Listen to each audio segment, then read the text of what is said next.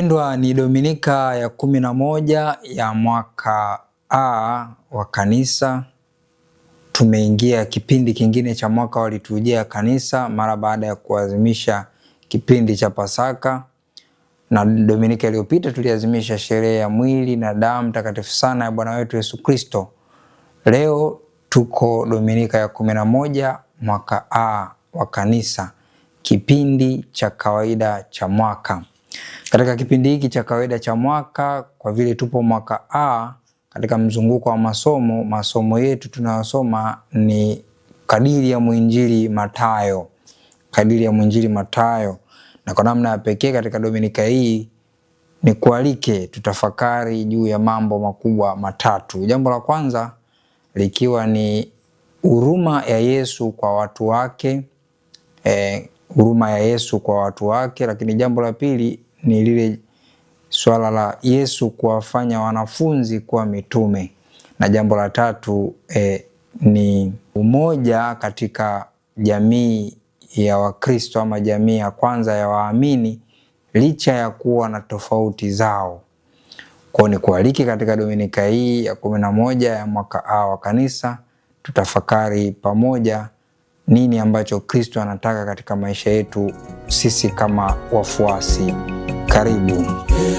Bwana, usikie kwa sauti yangu ninalia. Umekuwa msaada wangu, usinitupe wala usiniache, Mungu wa wokovu wangu. Bwana, usikie kwa sauti yangu ninalia. Umekuwa msaada wangu, usinitupe wala usiniache.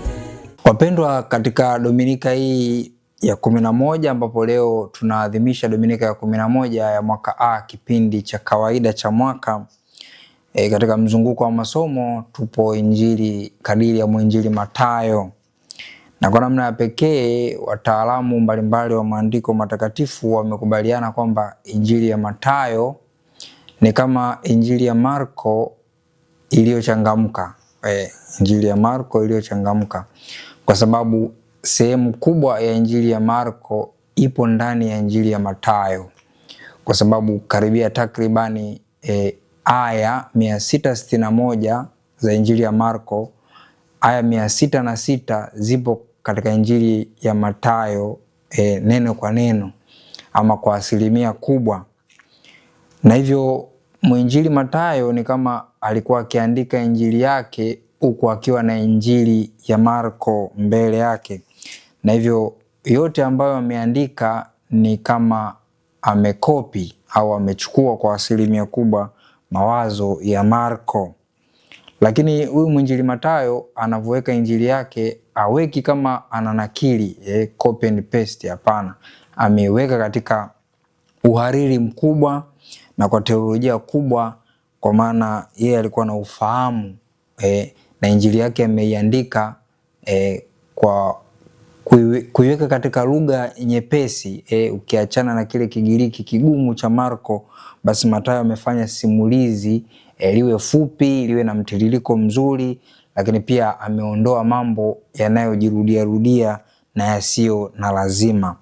Kwa Mathayo amehifadhi kwa namna ya pekee injili ya Marko katika mpangilio wake ule mzuri, lakini pia ameongezea vitu fulani ambavyo vinakosekana katika injili ya Marko.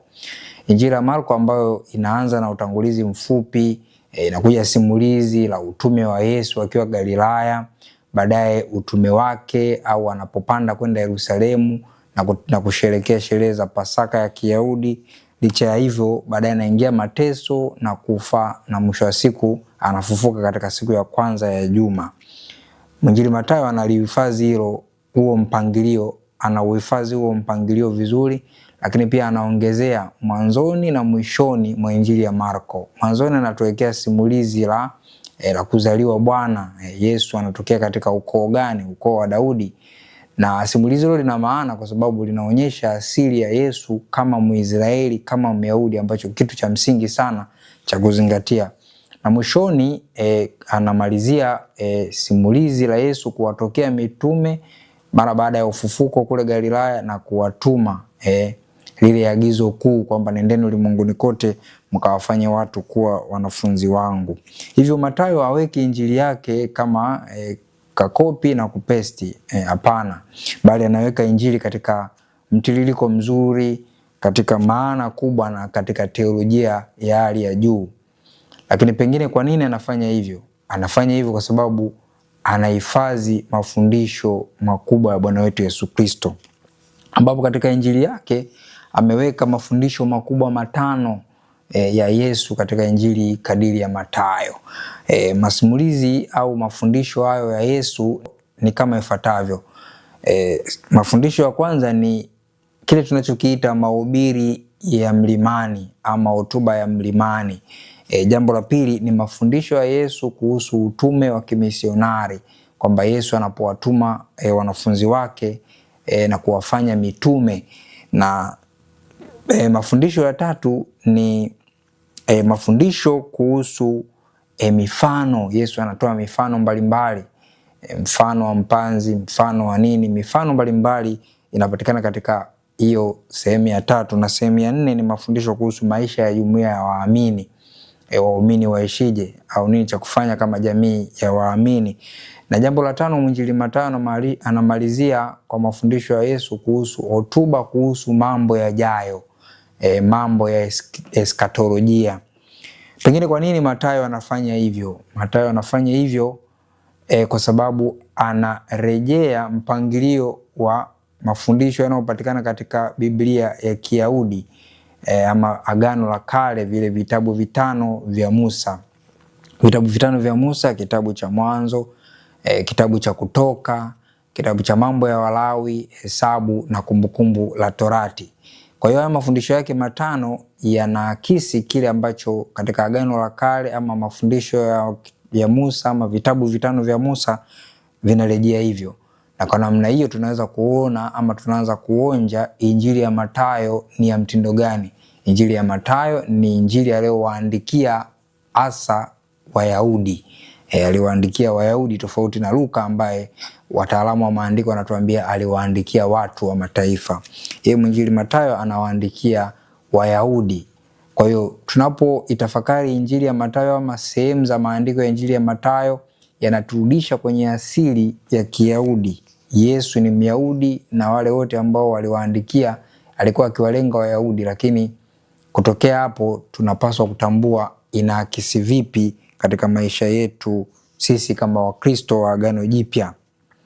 Kwa hiyo msomaji wa injili ya Mathayo kwa namna ya pekee anaweza kuona kama anarejeshwa katika vitabu vitano vya Musa, vitabu vitano vya Musa.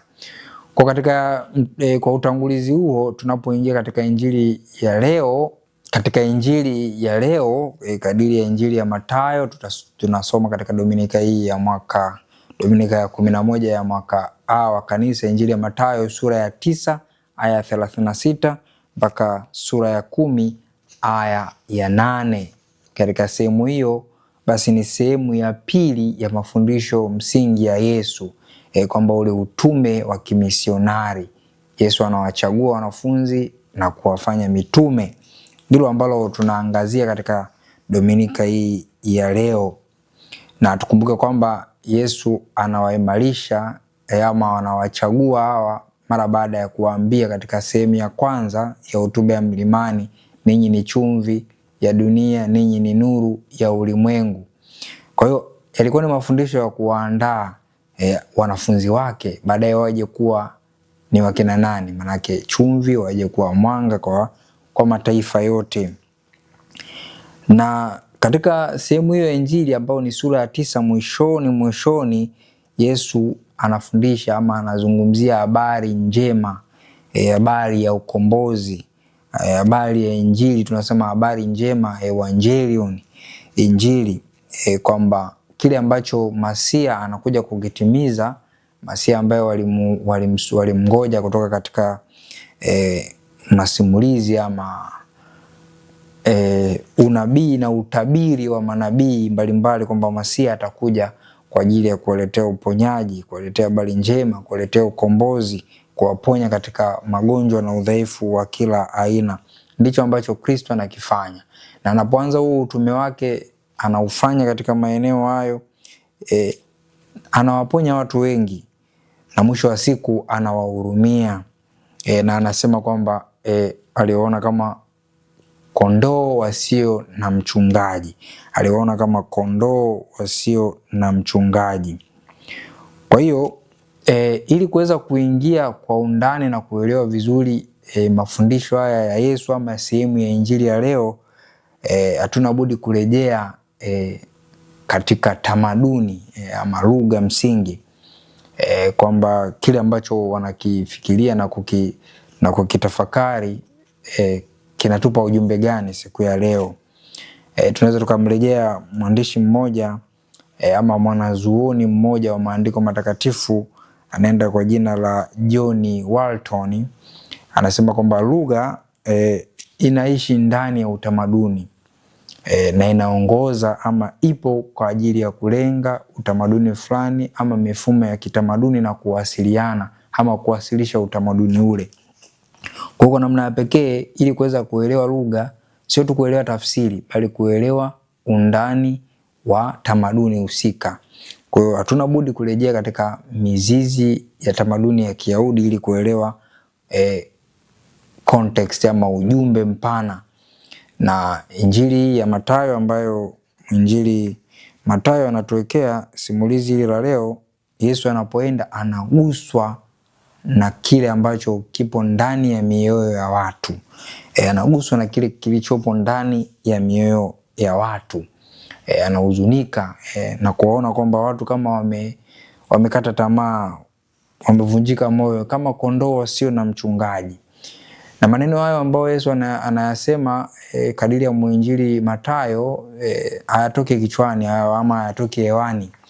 Yesu anarejea maneno ya Mungu mwenyewe kutoka katika kitabu cha nabii Ezekieli sura ya 34, pale Mungu ambapo anawalalamikia viongozi kwa vinywa vya manabii ama nabii Ezekieli kwamba viongozi wamekuwa kama vile wachungaji wasiochunga kondoo wao, wasiojali wanakondoo wao.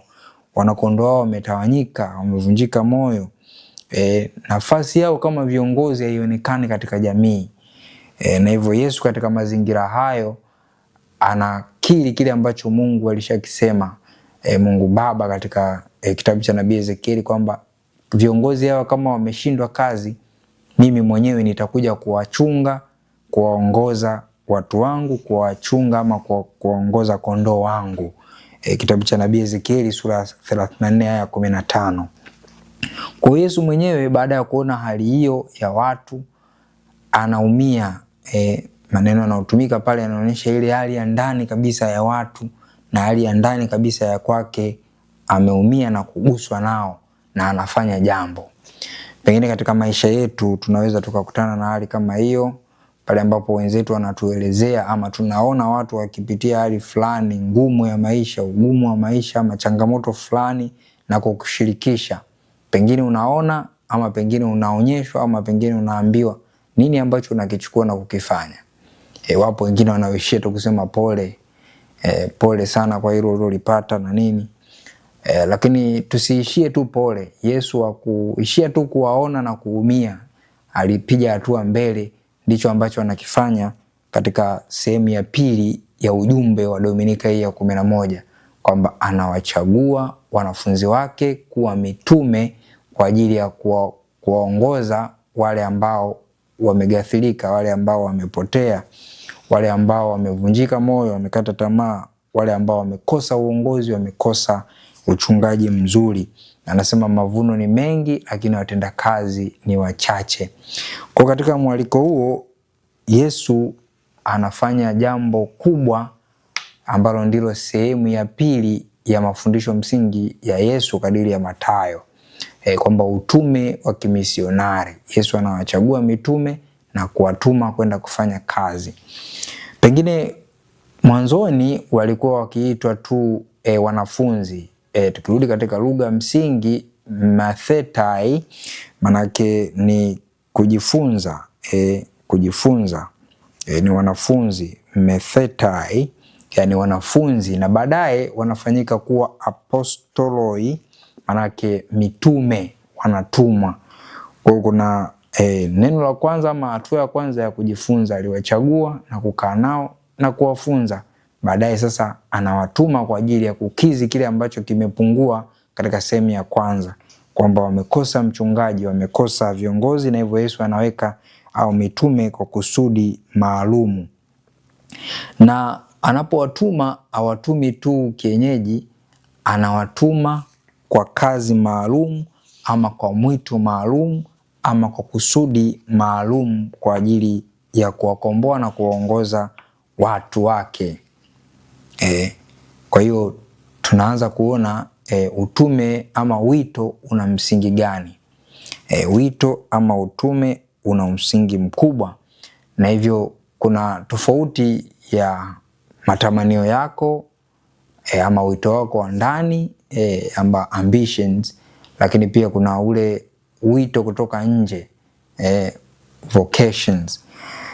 Na pengine kwa kuelewa vizuri jambo hilo, mwanasaikolojia Viktor Frankl anasema kwamba kuna tofauti ya huo wito wa ndani na kuna tofauti ya mwito wa nje.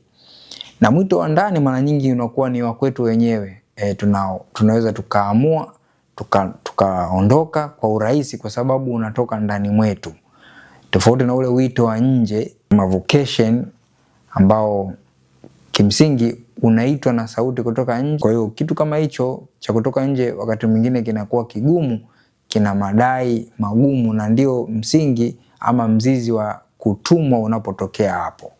Unaitwa baadaye unatumwa, na wito wakati mwingine unakuwa mgumu. Mitume hao baadaye wanaitwa, alikuwa jambo rahisi kwao kuitwa kwa ajili ya kuacha vile ambavyo wanavifanya.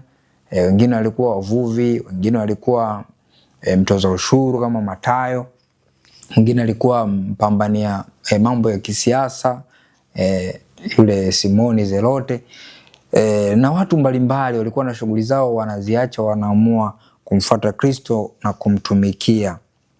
Pengine ni wakati wa kujitafakari na kujiuliza wito gani wa kimisionari ninao. Wito wa upadre, wito wa maisha ya ndoa, na kwa namna ya pekee aina zote za miito zinatualika katika kutumikia ama huduma. Ndio maana katika sakramenti za kanisa, katika makundi yale, sakramenti za kuingizwa katika Ukristo, yani ubatizo, kipaimara na ekaristi, kuna sakramenti za uponyaji, kitubio na mpako wa wagonjwa. Lakini kuna kundi la tatu, sakramenti za huduma, zipo kwa ajili ya kuwahudumia wengine, daraja takatifu au ndoa. Kwa ni wito wa pekee ambao mtu anaitwa kwa kusudi maalum, kwa lengo maalum, kwa ajili ya manufaa ya watu wengine, pengine sio manufaa yako binafsi.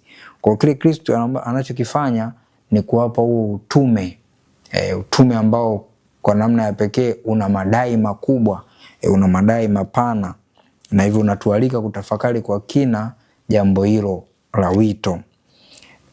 Na Yesu anawachagua wanafunzi na kuwafanya kuwa mitume, ambao ni mwisho wa siku anawatuma hawa mitume 12. Pengine swali la kujiuliza, kwa nini Yesu anachagua hawa mitume 12? Asichague mitume 7 au asichague mitume 10 au asichague mitume 11 kama wachezaji wa mpira? Kwa nini anachagua mitume 12? Kwa lengo gani? Kuna msingi gani au kuna umuhimu gani wa kuchagua au mitume 12?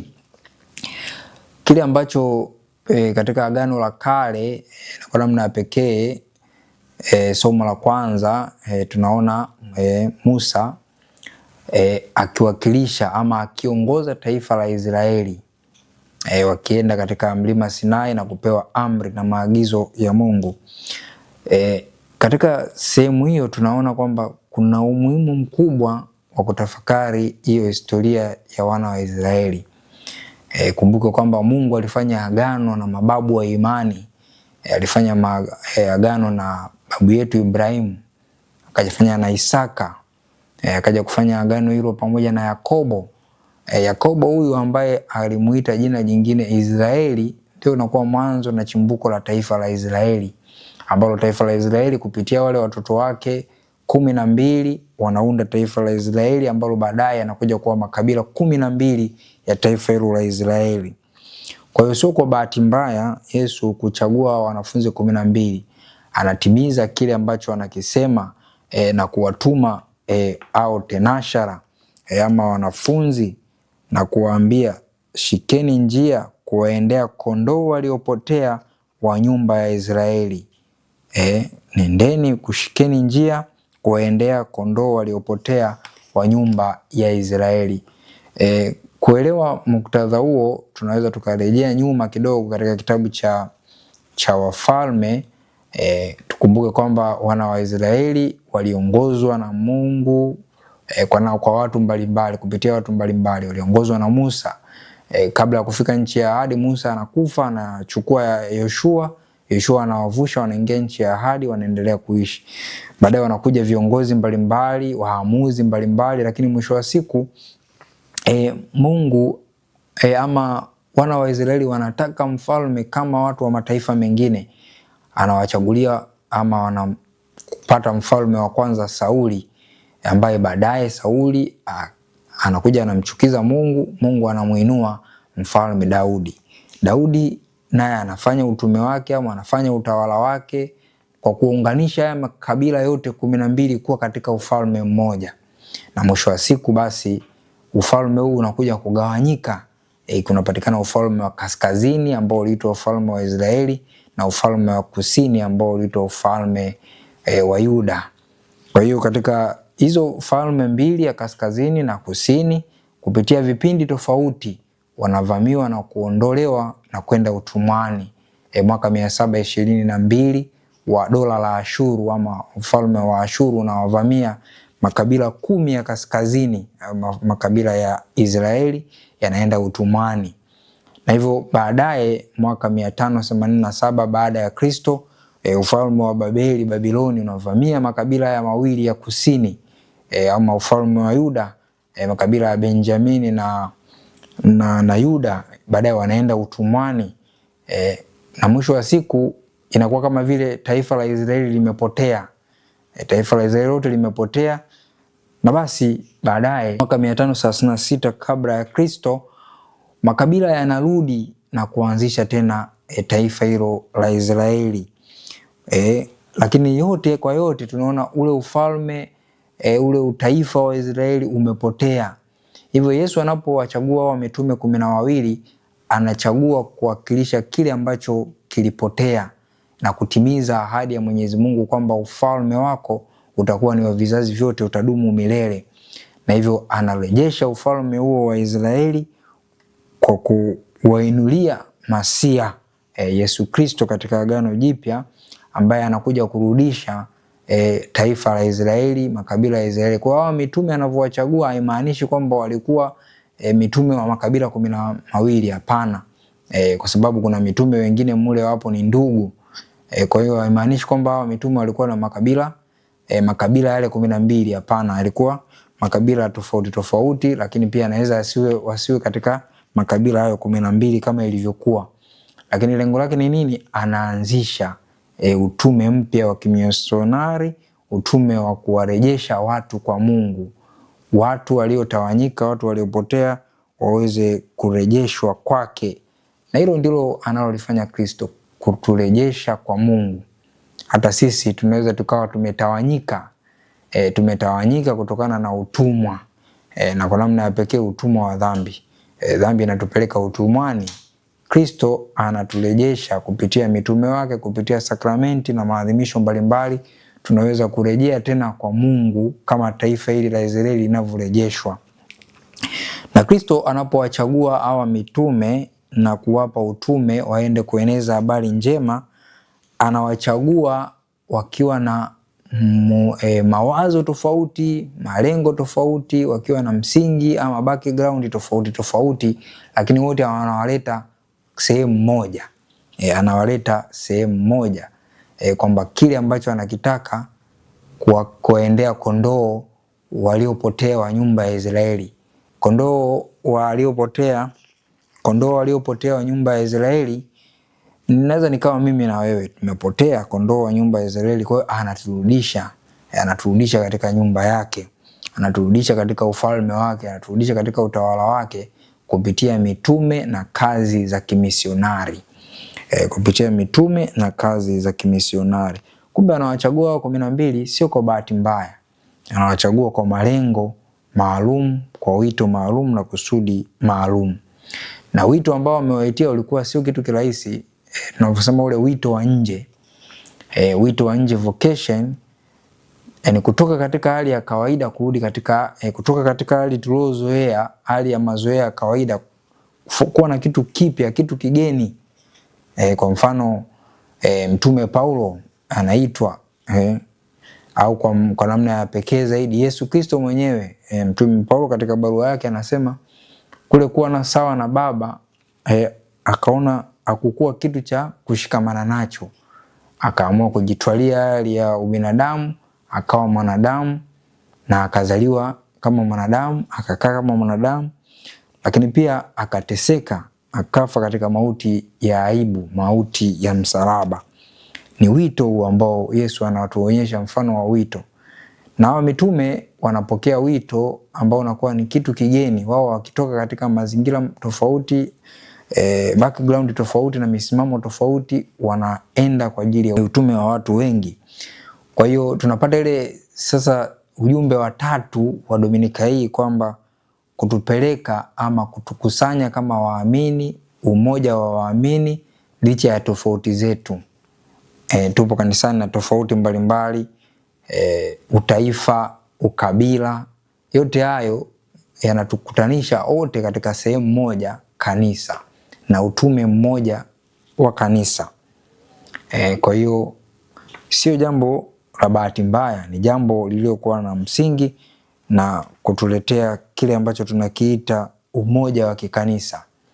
Sasa Yesu anachagua mitume hawa 12. Cha kufurahisha ni kwamba hawa mitume ambao wanawachagua, kila mmoja tumeshasema ana tabia tofauti na malengo tofauti. Kwa mfano tunaweza tukaona katika listi ama orodha ya mitume hawa, wa Injili karibia wote wanaanza na Petro, wanamalizia na Yuda Iskarioti. Pengine kwa nini? Kwa nini Yesu alichagua watu wa aina tofauti tofauti? Petro ambaye kwa namna ya pekee anaanza wa kwanza, karibu kila orodha inapotajwa anaakisi ule uongozi kwamba yeye atakuja kuwa kiongozi, Baba Mtakatifu wa kwanza, kiongozi ambaye Kristo anamkabidhi, ambaye Mathayo mwinjili katika sura ya 16 anaeleza kwamba wewe ndiwe mwamba, wewe ndiwe Petro. Yeye jina lake alikuwa anaitwa Simoni Bariona, lakini anambadilisha jina na kumuita wewe utaitwa Petro, mwamba, Petros, mwamba. Juu ya mwamba huu nitalijenga kanisa langu, wala milango ya kuzimu haitalishinda. Petro anakuwa kiongozi wa jamii ya mitume na baadaye jamii ya kwanza ya Kikristo na baadaye kama Baba Mtakatifu wa kwanza. Yuda Iskarioti ambaye wanamuorodhesha kama mtu wa mwisho, ni kutokana na kariba yake. Ni mtu ambaye alichaguliwa na Yesu lakini alishindwa kubadilika na kuongoka kuwa mtu mwema, akishikilia ule ubaya wake aliokuwa nao. Kwa hiyo Yuda Iskarioti anapelekwa, anawekwa katika listi wa mwisho. Kwa hiyo mitume mbalimbali, tunaweza tukaangalia mitume wengine wawili. Kundi la pili ama pea ya pili ambao tunaweza tukaitafakari ni kati ya Simoni Mkananayo pamoja na huyo Mathayo ama Lawi, Mathayo mtoza ushuru. Hawa ni watu wawili wenye misimamo miwili tofauti, lakini Yesu anawakusanya pamoja, wanakuwa katika jumuiya moja ya mitume. Kwa mfano huyu Simoni Mkananayo ama Injili zingine zinamuita Zelote. Zelote kutoka katika neno zelotes, manake mwenye juhudi ama mtu ambaye yupo tayari kwa mapinduzi, yupo tayari kwenye msimamo mkali wa kisiasa hasa, ambaye alikuwa anatoka katika kundi la Wazelote, kundi mojawapo la Wayahudi. Wayahudi kumbuka walikuwa na makundi mbalimbali. Kuna Mafarisayo, kuna waandishi, kuna hao watoza ushuru, lakini pia kuna kundi lilikuwa linaitwa Wazelote ambao wao walikuwa ni kama wapigania uhuru. Wapigania uhuru manake kutetea ile asili ya Kiyahudi wao kama taifa la Israeli, taifa wao dhidi ya mataifa mengine. Kwa hiyo walikuwa ni watu wenye shauku kubwa, wenye hamasa kubwa, juhudi kubwa, lakini pia wenye msimamo mkali dhidi ya wale wote wanaenda kinyume na utamaduni wa Kiyahudi na taifa lao. Sasa kwa upande wa pili wa shilingi, Yesu anamchagua pia Mathayo mtoza ushuru. Ukumbuke kwamba Wayahudi walikuwa chini ya dola la Kirumi, na hawa wafalme wa Kiyahudi kwa namna ya pekee Herode, wakati huo Herode Antipasi, basi alikuwa akikusanya kodi, kwa kusanya kodi wale wakubwa, lakini kuna wakusanya kodi wadogo. Sasa wakusanya kodi hawa wadogo alikuwepo huyo mtoza ushuru Mathayo ambaye alikuwa anakusanya kodi, baadaye wanaipeleka kwa Kaisari. Kwa hiyo kwa namna ya pekee hawa watoza ushuru licha ya kukusanya kodi kutoka kwa Wayahudi, walikuwa wanapanga zile kodi pia kujiongezea kitu cha juu. Waliruhusiwa pia kuongeza sehemu ya kodi ambayo ilikuwa inaingia kwao. Kwa hiyo kwa namna hiyo walitengeneza uadui mkubwa na jamii ya Wayahudi. Kwa hiyo Wayahudi waliwachukia hawa watoza ushuru, na sehemu za injili nyingine tutasikia huko mbele, Injili kadiri ya Mathayo tunaona wanasema watoza ushuru na wenye dhambi. Tazama anakaa na watoza ushuru na wenye dhambi. Ni kwamba waliwachukia, waliwaona kama ni watu ambao ni wasaliti, ni wasaliti kutokana na utaifa wao wa Israeli, lakini pia wao wanakubaliana na matakwa ya Kirumi, na hivyo waliwachukia. Sasa katika Injili Yesu anamchagua mtoza ushuru Mathayo na anamchagua Simoni huyu Zelote. Wote wanakaa sehemu moja, watu wenye mitazamo tofauti. Huyu anawachukia watu wa mtindo huo, na huyu anafanya kazi kadiri ya Warumi. Wote anawachagua waje wakae na kuwa kitu kimoja. Ni wito huo, ndio wito. Kutoka katika hali yako uliopo, kutoka katika nafasi uliokuwa nayo, mnaletwa pamoja kwa ajili ya umoja wa kikanisa. Kutokea hapo muende mueneze, mlete uponyaji kwa watu. Kwa hiyo pengine tunapata fundisho la Kristo katika nafasi mbalimbali tunaweza kuwa nazo. Wakati mwingine katika maeneo ya kazi, watu wenye tabia tofauti, wenye misimamo tofauti wanapopingana, Kristo anawaleta pamoja. Pengine katika nchi, utaifa, pale ambapo watu wanakuwa na itikadi tofauti za mambo ya kisiasa, za mambo ya kiuchumi, wote wanaalikwa kuwa kitu kimoja, wanaletwa pamoja kujenga taifa moja.